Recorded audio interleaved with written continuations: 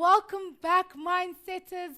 As you know, we are doing physical science for grade 10s, guys. We are doing graphs and equations of motion, aren't we, Tracy? We are. And we I'm are, and loving it's it. been awesome so far. We've learned about the different kind of graphs. So I know that if you're sitting in front of your screen, your notes are already looking so nice. Remember to use color, make it exciting for yourself, because it is very important, grade 10s, as you know. I know, it's very important. I love it. Like I see with Exactly. my kids at school as well. It's like, oh, nice and colorful. Yeah. Thanks why I like the board so much, because it's Because you can put color. I know. It's quite scary, actually. Anyway, so back to graphs. Now, before the break, we were really just looking at the shapes. Now we need to talk about what can we learn from the graphs, why are they important. So now we get into remembering some maths, which of course we know is always fun. And I just realized I put the same thing. You know what? It's my fault. I was obviously asleep when I wrote this. So what we're going to do is I need to just quickly change something That's okay. and go, that's not slope. Let's change that to area. Because slope and gradient, I'm hoping somebody at home was actually going, you know, Tracy, you need to get your head checked because slope and gradient are the same thing. Anyway, so let's pretend it said area. Okay, it's been a long week already and it's only Tuesday. When we look at our graphs, we have our three graphs: displacement time graph, velocity time graph, acceleration time graph. What can we learn from the graphs? Because that's important. It's not just enough to be able to maybe draw them or to be able to describe the motion that's happening, but we want to be able to get information off the graphs. So when it comes to a displacement time graph, the area doesn't actually help us. The area under the graph doesn't help us because the area under the graph becomes displacement times time. That really means nothing. But the gradient of a displacement time graph gives us velocity. So if we take the gradient of our displacement time graph, that gives us the velocity, and it's an average. When we get to the velocity time graph, now, like I said to you earlier, this is such a useful graph for us because if I'm looking at area, and area becomes half base times height, which means it's v times t, velocity times time, that is actually displacement. So if I work out the area under my velocity time graph, I can work out the displacement of my object, whatever it might be. However, if I take the gradient of my velocity time graph, that gradient becomes velocity divided by time, acceleration. So that's useful. We can do something with that. We go now to our acceleration versus time graph. The area under the acceleration time graph, which then becomes acceleration times time, is velocity. Okay. But the gradient of a velocity time graph, not that useful. So we don't do anything with it, so it doesn't help us. Okay. This summary, grade 10, so important. So important. We can do all sorts of weird and wonderful things off it. Okay. Now, I hope you're ready to tackle a problem. We only have one. It's not very difficult, but it's one to help you get into the swing of things, and let's see what we can do with it, okay? Says to us, Tandy takes 200 seconds, okay, so that's just over 3 minutes, to walk 100 meters to the bus stop every morning, which is quite nice, which means that's actually quite a nice, brisk walk. In the evenings, Tandy takes 200 seconds to walk 100 meters from the bus stop to her home. So if we want to look at it, and we'll just do this at a really, so here's Tandy walks from her house to the bus stop, and from the bus stop to her house. That's what she does. Okay? Two things. We need to make some assumptions here. One, that she's walking at constant velocity, because they didn't say anything about her acceleration. They didn't say it takes her 10 seconds to walk the first meter, then it takes her 20 seconds to walk the next 50 meters, and then she takes a minute to walk the next 10 meters. We're just assuming constant velocity, and it's the same in both directions, okay? They say to you, draw a graph of Tandy's position as a function of time for the morning.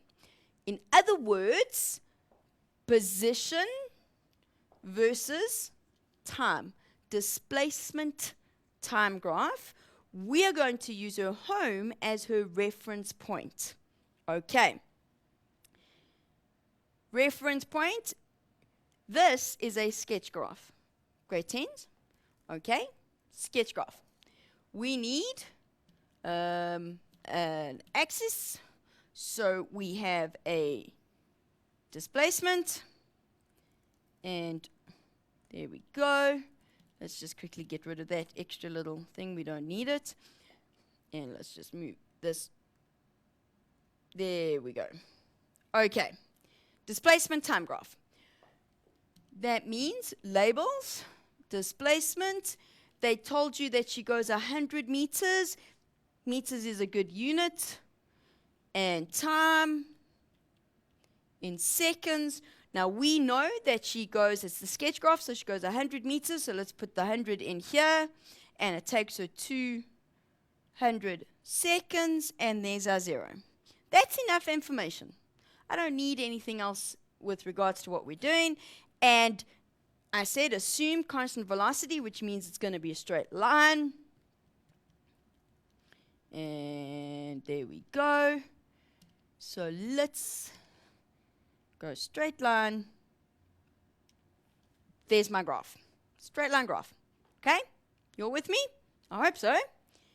Let's see what it says to us now. Draw the graph of velocity versus time. Okay. Second graph they want is velocity versus time. And now we look at the information we've got here, grade 10s. I know the displacement and I know the time, but I actually don't have the velocity. But if we go and remember what I just said to you from a displacement time graph, I can work out the velocity by looking at the gradient. So in order to draw this velocity time graph, I need what was her constant velocity. So we go, okay, before I draw the graph, let's work it out. So the velocity is equal to the gradient of the graph. Okay, velocity is equal to gradient. That means it's going to be equal to the change in displacement over change in time. Now, if you need to remember, which is rise over run, x1 minus x2 minus x1, x1, t2 minus t1, write it in. You don't have to, but I'm just going to remind you from a math point of view so we're all on the same page. Point 1, and this would be 2. Okay, 2 minus 1. The 200 seconds has to be our second point because I said you right at the beginning of the show, time cannot be negative. So we went 100 minus 0, 200. Ooh, wow, my 2's having a bit of a moment. So 100 minus 0, 200 minus 0 gives me 100 over 200, 0.5 meters per second, constant velocity. Now, I have enough information to draw my graph. We need an axis. We know it's positive. And there we go. And we've already decided, we know that it's a straight line. Constant velocity, it's going to be a straight line. Let's just add in all the values, well, all the information. Let me just put that over a little bit, because that's going to be 200. This is my change in time, so that's in seconds. There's 0, that's 0.5, and this is velocity in meters per second, straight line. Nice and easy. Next one was draw the graph of acceleration versus time. I'm hoping you guys are screaming at me going, oh, come on, Tracy. That's just like a doddle. That's a walk in the park. Of course it is. Because constant velocity means what about the acceleration? It's 0. Okay. You could work out your gradient if you wanted to, if you weren't sure. But then you're going to have 0.5 minus 0.5. You're going to have a 0 divided by 200. It's 0. All right. But I'm hoping you remember constant velocity means 0 acceleration. So this graph,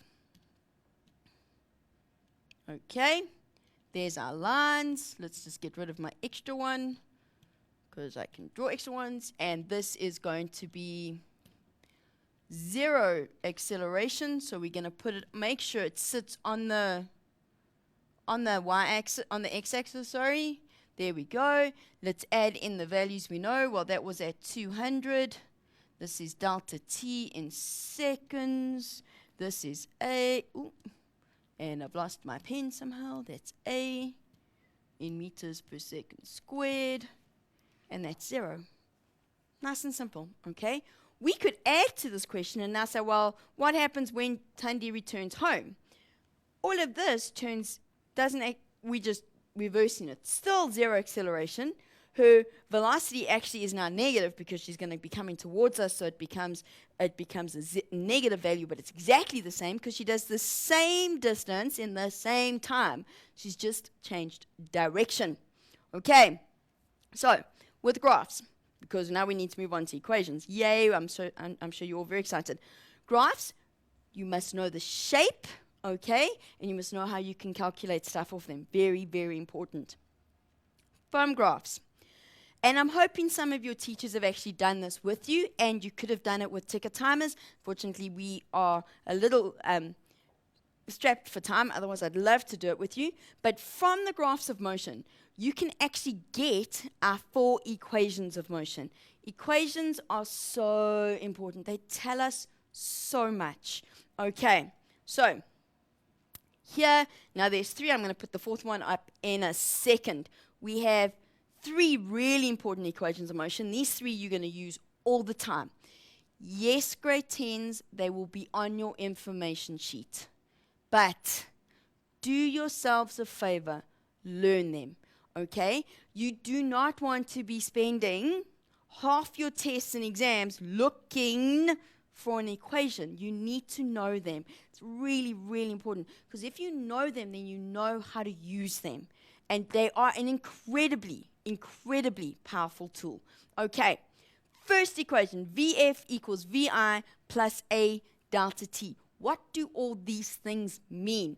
Well, VF stands for final velocity, and it's measured in meters per second. Final velocity in the motion. VI, I'm hoping you'll go, well, that makes sense. If F means final, then I must mean initial. So VI stands for initial velocity, which will also be measured in meters per second. A, oh, we can do this. A means acceleration, which is measured in meters per second squared, okay, and delta t would mean change in time. Of course it is.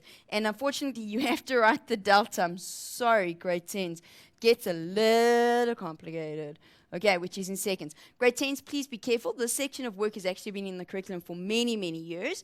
And a lot of the old textbooks, depending if they're pre-2008, will be using S and just T and V and U. Their symbols are slightly different.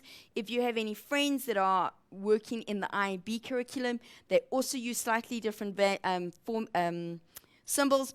It's still the same equation. The principles are still the same, but make sure you use the correct ones when you write these tests, okay? It's really, really important.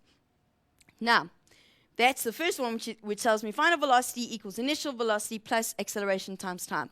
Nice and simple. Next one, and I forgot how to square over there, is delta x equals VI delta t plus a half A delta t squared. So in other words, my displacement, that's what delta x stands for. Okay, that's displacement, which means it's displacement, so it's measured in meters. If some of you are looking a little bit further ahead, or you are in 11 or 12 doing a bit of revision, the delta x sometimes is replaced with delta y. Delta x is horizontal motion, delta y is vertical. Okay, still displacement. Delta x equals VI delta t, so my displacement equals my initial velocity times time, plus a half times my acceleration times time squared. Okay, this is not a fun equation to use, but hey, there we go. These 5 are my unknowns. So it's the only 5 concept ones you're going to be working with, nothing else to add into motion. My third equation says to me that if I take the final velocity and square it, it's going to be equal to the initial velocity plus 2 times my acceleration times delta x times the displacement. Now there's a fourth equation that I have not put on the board. Personally, and this is a personal thing, grade 10s, I don't like you using it because sometimes you use it in the wrong place and then things get all messed up, but it will be given to you. And it says to me that delta x is VF plus VI divided by 2 times by time. What's nice about this equation is you do not need acceleration. It's unusual, but in reality, grade 10s, you can answer every single equations of motion question with the first 3. Okay, my grade 10s hate me because I don't teach them that equation. Doesn't matter, it's one that you can use. Okay, it's a personal choice. So, Katlego, now that I've completely overloaded them with information, I think we can take a short break, and then I've actually got some really nice questions to do with equations when we're done. Okay, awesome. So let's go for a really quick break because we do really want to get back to those lovely questions that Tracy has prepared. But if you have questions of your own, this may be the right time to send them through. See you right after the break.